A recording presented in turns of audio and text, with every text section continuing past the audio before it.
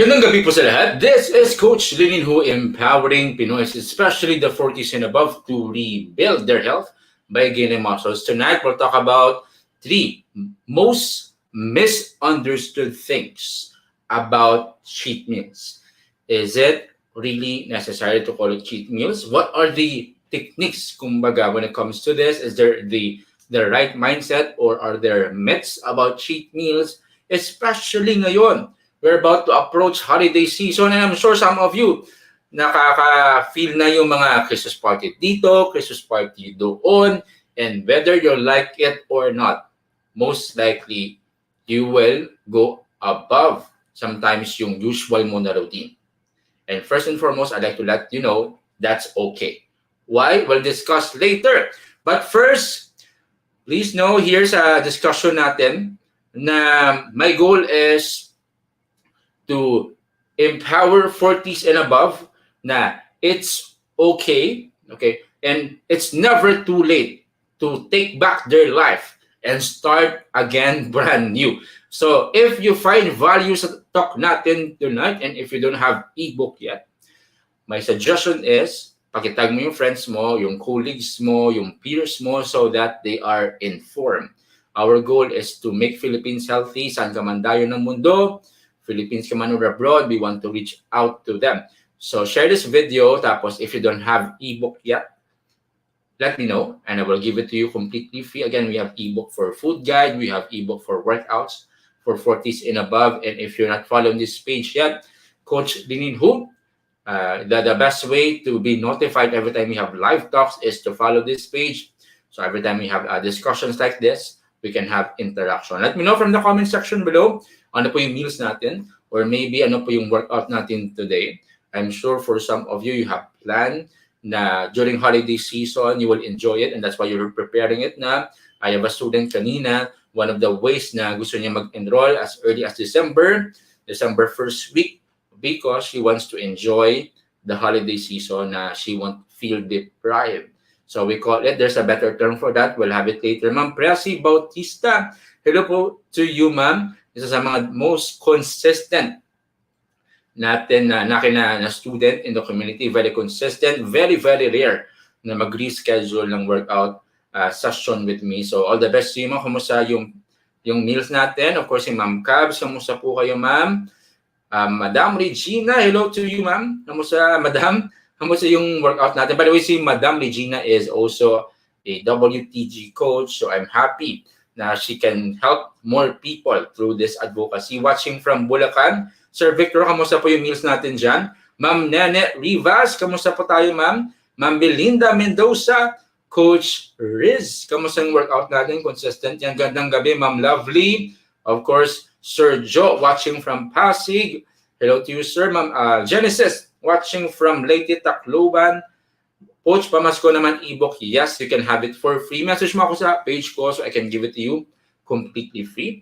Ma'am Marisa How, good evening to you, ma'am. Kamusta po tayo, ma'am? Yung meals natin, Sir Rupert Gordillo, kamusta yung meals natin, sir? Ma'am Joy Cantillo, kamusta, gandang gabi sa iyo, ma'am. Ma'am Elna, as always, very consistent yan. One of our most dedicated na students sa community, as you've noticed, no?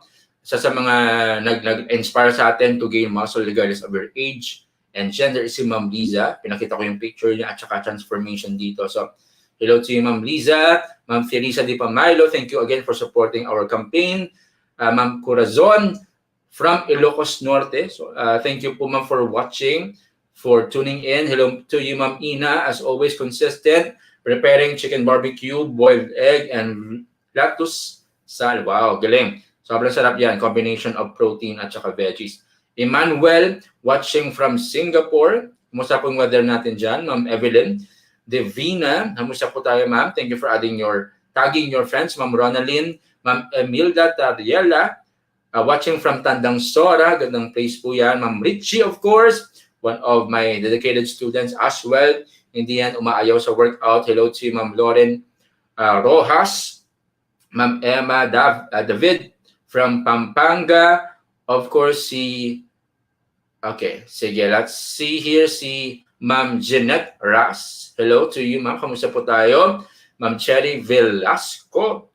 And of course, we have here Ma'am Dagatan, Josephine, si Leandar, Sam, good evening, Coach Lins, watching from Qatar. Just want to say na lalo kang, wow, okay. Saan mo yung Gcash mo, sir? Saan mo yung Gcash mo? Bibigyan ka ng maagang pamasko. Okay, biro lang. Thank you. I appreciate that, no? Watching from Zamboanga City, ML Navarro, kamusta po tayo, ma'am? Ma'am Rita Sena, as always, thank you, ma'am. Watching from QC, Ma'am Carmen. Okay, Ma'am Carmen. Okay, I'm not sure how to pronounce your family name, no? So, Ma'am Carmen, good evening to you. Ma'am Pia Buena, kamusta po tayo, ma'am? Ma'am Leia, watching from HK, Hong Kong. Gandang place po yan. Ma'am May, of course, one of our students sa community. Hello to you, ma'am. Watching from KSA, si Norma Palma, good evening. Thank you for tuning in. Ma'am Josie Cortez, good evening to you. May mga questions dito. Let's answer it later. Now, ano ba yung cheat meal? Have you ever experienced this? Yung feeling na nagtatago ka, and then every time you eat, no, yung mga pinagbabawal na pagkain, you feel guilty. You feel deprived. At saka sometimes, alam niyo yung feeling na after ng kain mo, ng pinagbabawal na pagkain, yung feeling na nasa huli parati yung pagsisisi. You always feel guilty at saka you don't like it. And I think all of us here can resonate with that, can feel to that, because at some point of our life, may mga kinain tayo na hindi pwede pero gusto natin. And after natin makain yon, there's this what we call guilt, and we don't like it. Is it the right approach towards your meals? So let me give my thoughts to that. So very important that holiday season is coming. And we have to plan for that. It's always wise to plan for your battles. If you for some kasi, they will call holiday season one of the reasons why tumataba sila and they're out of track. Sinisisi lahat sa holiday season. Well, no, yung holiday season, hindi po yung tao. Okay? So yung holiday season, we are not, under the control of holiday season. In fact, we can control what will be the outcome of your holiday season. And my goal for tonight is you will learn to enjoy gatherings without feeling guilty. That's my goal. You will learn how to enjoy the holiday season without feeling guilty. Now, let's talk about the psychology of cheat meals. The psychology of cheat meals. First and foremost, you have to know that the more you feel guilty, the more you are bound to repeat it. Again, the more you feel guilty about what you do, okay, what you have done, you are doomed to repeat it. Now, most of the time, lahat po ng mga ginagawa natin na cheat meals, okay, let's call it meanwhile cheat meals, okay, because we can agree with that. Those are the foods that hindi pasok sa list natin na safe list, kumbaga, pero kinain natin or ininom natin. Okay? So, most of the time, if you feel guilt, okay, psychology will tell us, okay, you are bound to repeat it.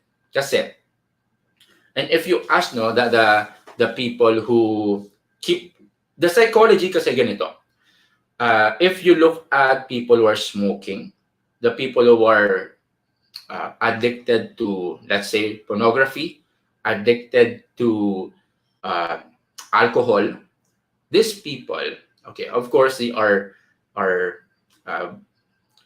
in a way controlled by dopamine levels. Dopamine levels are the ones that will make you feel good, okay, at the moment, especially if you do such activities like drinking at saka watching not yung mga pornographic material. So, yung tendency is you will feel guilt. Okay. You won't feel na you did the right thing. And if you feel guilt, psychology will tell us the more that you are bound to repeat it. That is why, if there is a way to rephrase or maybe iba yung approach natin sa cheat meal, let's do that. So that's number one. Number two, suppression leads to stress. And stress leads to stress eating. Now, suppression means, anong feeling na you are imagining eating, like for example, yung let's say, ano ba yung usual na kinakain sa holiday season, no? let's say, a piece of pizza. Okay, a piece of pizza. Suppression means you're imagining it, but you are forcing yourself not to eat it. So that's a form of stress. Now, please understand that I'm not saying you would go and devour all this food na pinagbabawal sa'yo. What I'm saying is if there is a way to rephrase how we think on cheat meals much better so that we won't be stressed. Kasi the more you tell yourself no, no, no, no, the more your body will say yes, yes, yes, yes.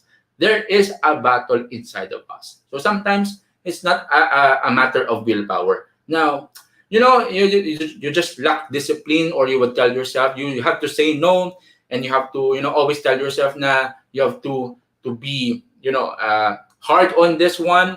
Kasi the more you tell yourself like these things, like these thoughts, the more again you are stressed. Okay, and stress is not a good thing. Okay, there's what we call eustress, eustress, which is good stress. There's what we call de-stress, which is bad stress.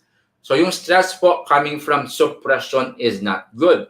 And that is why you can stop it for a while, but meron siyang rebound. Sasabog po siya the next day. Okay, sasabog po siya next week. That is why. Okay, you have to balance things out when it comes on how you look at these things. That's number 2. Number 3, negativity, okay, or negative terms, okay, will make you feel guilty. Okay, cheat meals is a negative term. Okay, and calling it cheat meal will make you feel guilty. And feeling guilty, again, going back to the psychology of cheat meal, you are bound to repeat it. You are bound to repeat the same mistake. Now, we don't call it cheat meal. Kasi again, it gives you negative connotation. That's why I've shown this picture to you, because again, tinatago mo siya. You feel deprived. You feel committing a sin. You feel committing a crime. So we don't like it. It's not healthy for you to feel that way. So that's first and foremost. May hugot talaga ako dyan sa mga ganun. Kasi I remember one time, meron akong student. Okay, when we were starting yung program namin na way back last year, tapos pumunta ako sa coffee shop. Tapos nakita ko din siya. Okay, so pumunta ako sa table niya, tapos tinago niya yung kinakain niyang milk tea. Okay, sabi niya sa akin, Coach, sorry ako, uminom ako ng ganito, ng milk tea, which is pinagbabawal. So of course, I made her feel that you're not condemned, and that you made your decision. Meaning to say, you have to be proactive with your decision. Meaning to say, if you have decided to go for we call it cheat meal, no, for now, okay, but we will redefine it. We won't call it cheat meal anymore. Later, I will give you the better terms.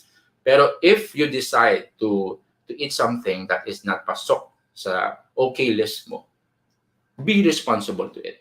Meaning to say, ayaw natin na uminom ka, tapos you blame it to your cravings, or maybe after mo naubos yung milk tea mo, you will feel guilt. No. You have to decide. I decide to drink this. I decide to eat this. Okay? Walang regret. Yun yung principle natin. So you don't need to hide that from me, but you have to make a responsible decision. Okay? That you made a proactive decision and you're not blaming it to anyone. Okay? So that's the principle lang. Now, we don't call it cheat meals. That's why our tip for you, number 1 tip for you is this. Rethink about cheat meals. Okay. We don't call it cheat meals. We call it, the other way to call it is plan indulgence. Plan indulgence. So, di ba, hindi siya negative connotation. Pinagplanuhan mo siya. Now, from November, okay, first week of November up to second week of December, naka-restrict po yan yung lifestyle ko. Most of the time, naka-carnivore po ako. Naka-carnivore po ako first week of November, then second week of December.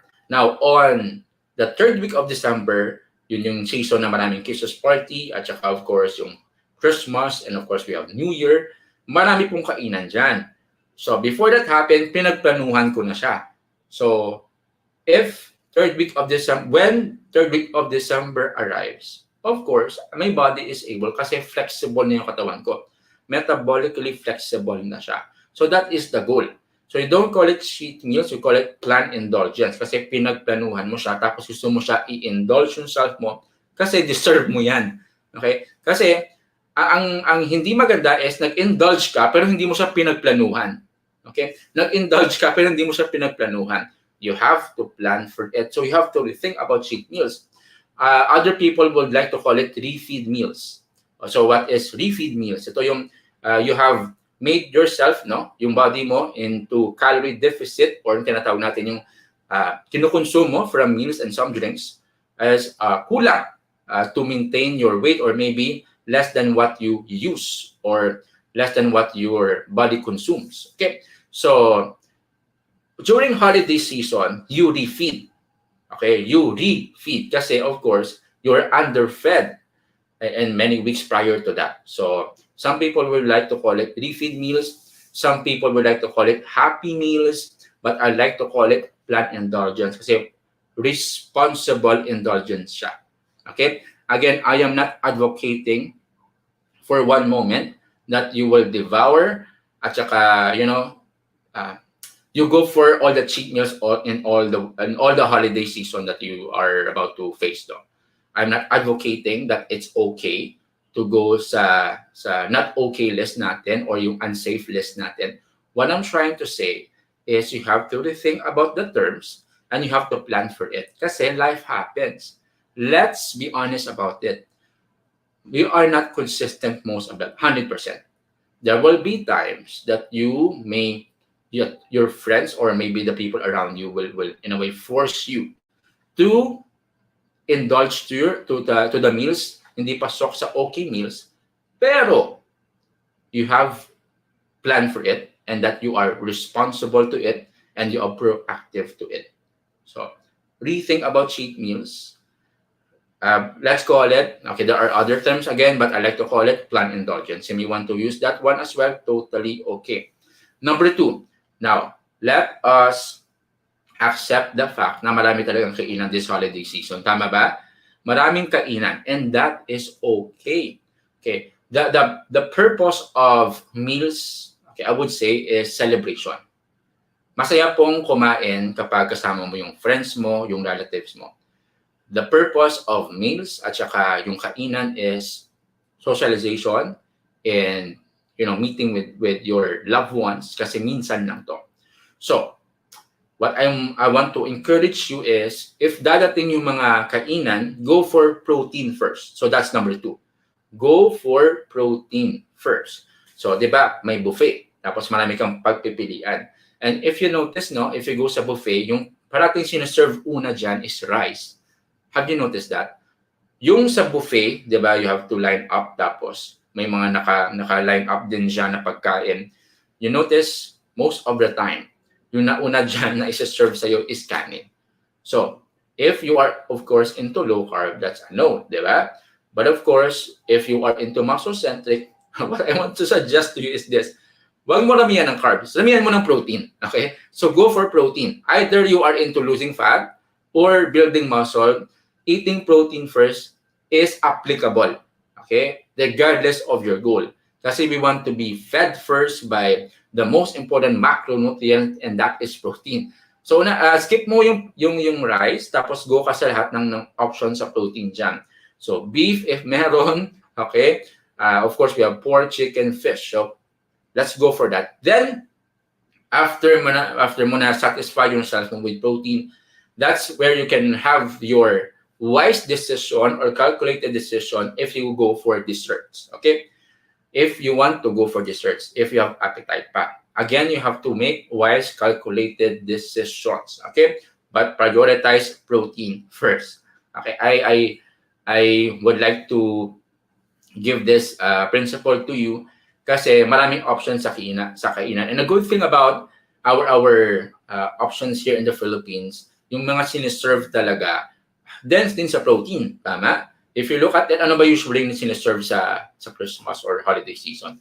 Di ba? Usually may hamon yan, may lechon, di ba? Usually meron yan fish, merong seafood, di ba?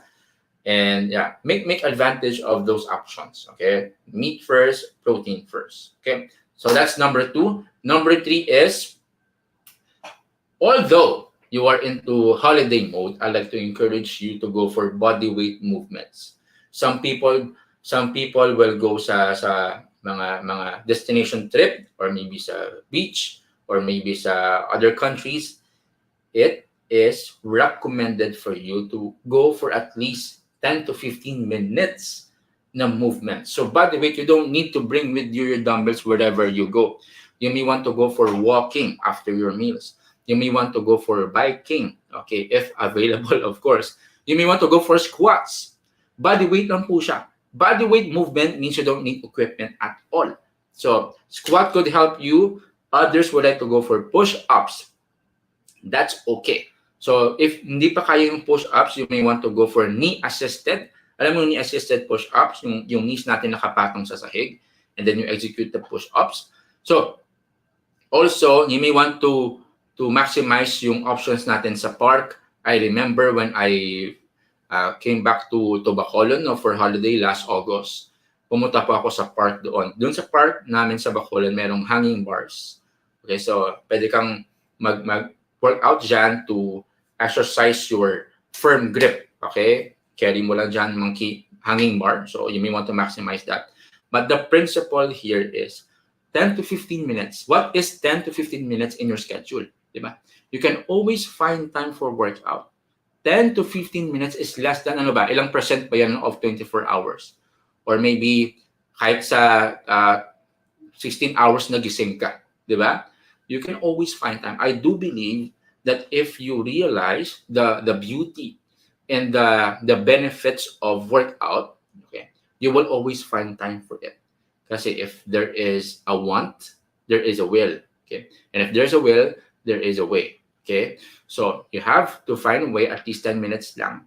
Kasi we want you to develop still yung tinatawag na consistency mindset lang, na even though nag-stop yung routine mo maybe sa workout or sa gym, at least hindi biglaan na babalik ka January na wala ka talagang workout for how many weeks. So I don't want that to happen to you. Slow at saka short movements lang.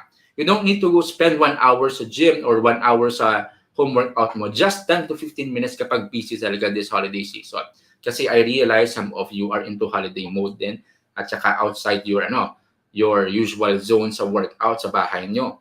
So that's totally okay as long as you keep that momentum in you. Okay, you don't wait for January or New Year's resolution for you to change.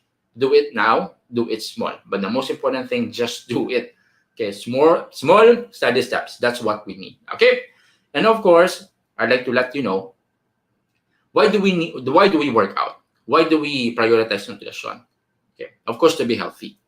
And the goal of health is not restriction. Alam mo yung restriction.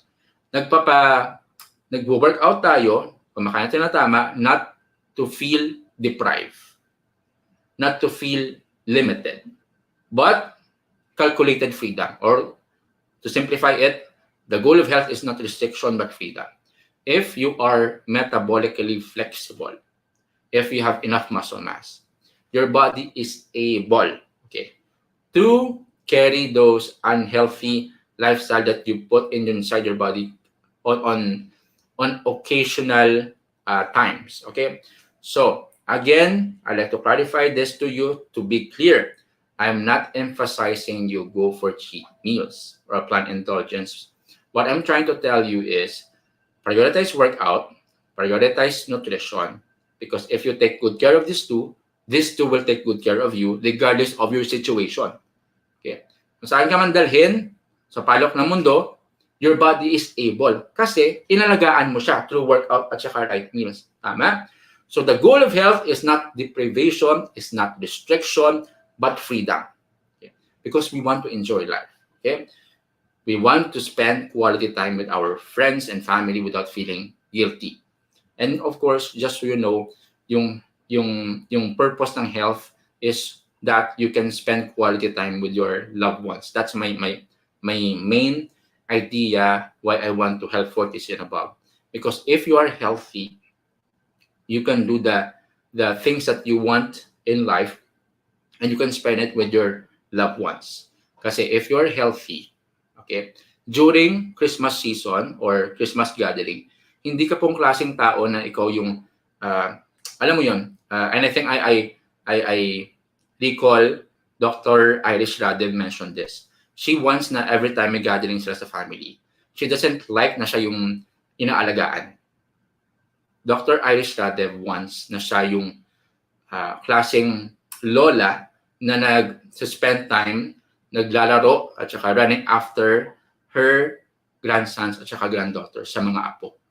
Okay, so that's the beauty of muscle-centric way of living. You have enough muscle so that you are strong, and if you are strong, you want to live long, and if you want to live long, you can serve more people. So that's the beauty of muscle-centric, and I want you to realize that the goal of health again is to enjoy meals without feeling restricted and without feeling deprived. So those are the three most misunderstood things about cheat meal. Again, we don't call it cheat meals. We call it planned indulgence. That's why first step that we have here is to rethink cheat meals. And of course, if you have your indulgence there, protein first. That's a principle. And of course, body weight movements wherever you go. You can perform this with or without dumbbells, with or without equipments. Again, we also talk about the psychology of cheat meals, and that is why it's not helpful that you are stressed, that you feel the guilt after you had your cheat meal, because again, you're bound to repeat it. If you are stressed and guilt, that's a negative feeling, and if you're calling it a negative feeling, most likely you're bound to repeat it, and it's not helpful in your body. De-stress po tawag dyan, meaning to say it's not a good form of stress. Okay? There you have it. Let me answer some of your questions here. Okay. May questions kanina. Let me recall yung question natin dito. Okay. Wala po sa mga live viewers natin. Question dito from Arnold. Coach, goal weight na po ako. Gusto ko siya na mag-oatmeal once a day for muscle gain. Nagma-muscle exercises po ako using dumbbells. Ang 30-minute cardio exercises. If you're asking a question, Arnold, if it's okay to go for oatmeal, no. So you have to check your macros, no. Make sure yung protein mo is achievable. That's number one. Tapos I suggest, if ever, okay, wala namang concern. Of course, oatmeal is restricted just under sa low carb na guidelines, right? Especially if you're strict about it. But again, if you want to go the path of moderate carb or lower carb, oatmeal is okay, but I want to suggest yung whole rolled oats. Go for that. Kasi of course, mataas yan sa fiber, and that will help you as well. Okay? So yes, Ma'am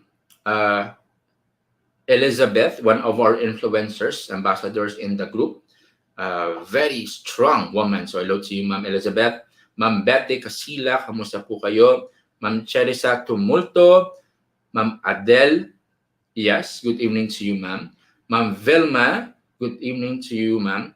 Sabi din ni Coach Dan, ano ba dapat unahin ko, Coach? Ang protein sa sarili mo. Ask mo siya, Coach din, baka pwede sabay-sabay muna. Okay, baka pwede dalawa kayo, tapos plan indulgence kayo sabay. Why not, no? Sige. Ma'am Glenda Buri, good evening, watching from Malate. Good evening to you, ma'am. Maripath Huta, good evening to you, ma'am. Of course, si Abraham Lafrades, kamusta po tayo, ma'am? Coach, paano kung ako ang na-misunderstood? Most likely, ikaw may problema, Coach yan. Biro lang. Okay, si Coach yan is one of our dedicated coaches in WTG.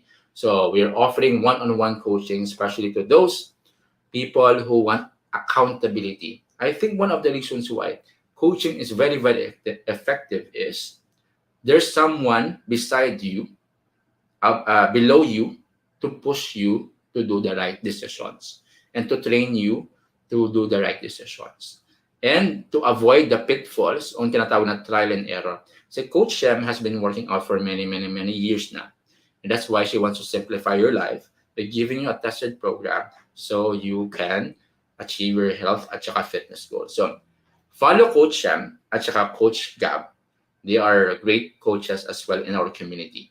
Hello, Ma'am Nay Reyes. Kamusta po kayo, ma'am? Good evening to you. Ma'am, Sir Axie, as always tuning in sa live natin sa YouTube natin na platform. Hello, good evening, watching from Pasig. Si Ma'am Ida, I think na-mute ko siya last time sa ano, no? I'm not sure, sa meet and greet natin last week.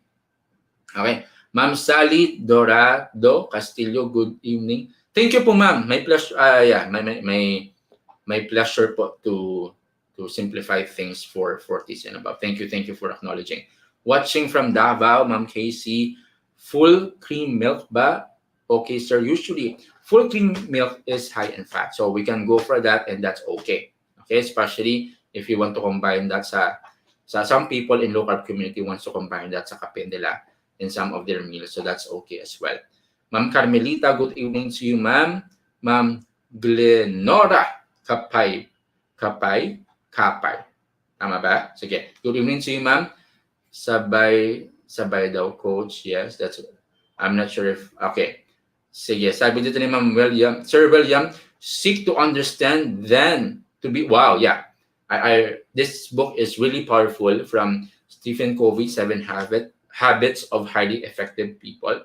So you have to, especially when you relate with someone, you have to understand first, okay, then to be understood, meaning to say you have to understand what they're going through right now. You have to listen first before you state your what you're about to say, or maybe your intention. So thank you for this insights, Sir William. Thank you again for quoting this one from Stephen Covey. I like that book as well. Hello to you, Ma'am Name. Good evening po sa inyo, ma'am. Ida, yes po, coach. That's why very familiar yung place ni ma'am. Wait to see you, ma'am, and looking forward to see you in our next LCF events. Ma'am Maricar, kamusta po tayo, ma'am? Kamusta yung workout natin? Looking forward to have our session. Protein yogurt po, okay lang po pa? Yes. When you look at the label of protein yogurt, most of the time, mataas siya sa fats and sa protein. So, for some, they may want to go for that, especially if they are into low carb or dessert na mataas din sa protein. Okay? There are many options sa yogurt, of course. But go for kind of yogurt that will satisfy you. You like the taste, and of course, yung nutrition niya is dense. So you have to check what's at the label. Okay? Okay, sabi dito ni okay, nawala ko yan. Oo nga, pwede pala sabay-sabay. Okay, may test. Okay, yes. All the best to you again sa mga live viewers natin. My goal for you is you will enjoy the holiday season. Eating is just one part of your life. Okay, there's many parts that we have to our habit na pwede natin ma-master din or ma-develop din. So meals are the blessings from above so that we can enjoy the people around us. So do not allow the feel of guilt ruin your night, ruin the celebration. Okay, enjoy your meals, and of course, make sure to follow those 3 principles that I mentioned to you so that it's still calculated yung mga ginagawa natin during this holiday season. Sige, last question muna tayo dito. Coach Ninj, to gain weight and bulk muscle, okay lang po ba ang 2 meals a day? Wow, ma'am, that's a good question. Generally speaking, okay, if you want to go bulking or gaining muscle, it is recommended to divide it into 3 meals. Bakit? Kasi if you want to have your meals, 2 meals lang, most of the time, hindi mo siya ma-absorb na katawan mo, so sayang lang siya. Kasi you are not what you eat. You are what your body absorbs and digests. So usually for your meals, your body is able to digest around 50 to 60 grams of protein per meal lang. So if that's your meal, tapos 2 meals lang, baka kulang. So you have to plan it in a way na ma-absorb natin siya. Okay? Hope all is well. Sabi ito ni Ma'am Maricar, may some form pa of back pain. And that's good, ma'am. You do stretching because very important, may circulation. It is not good for those people who have back pain na hindi gumagalaw. It's always recommended to go for some form of stretching of movement so that may blood flow, may circulation, and blood flow means healing. Okay? So I hope that helps you. Again, if you find value sa live natin, share this to our fellow countrymen. Let's include them sa group and let's give them hope na pwede pa. They can return and take back their life. And I believe that 40s and above will be the fittest people on planet Earth. So all the best to you. Happy lifting and enjoy the holiday season. Bye-bye.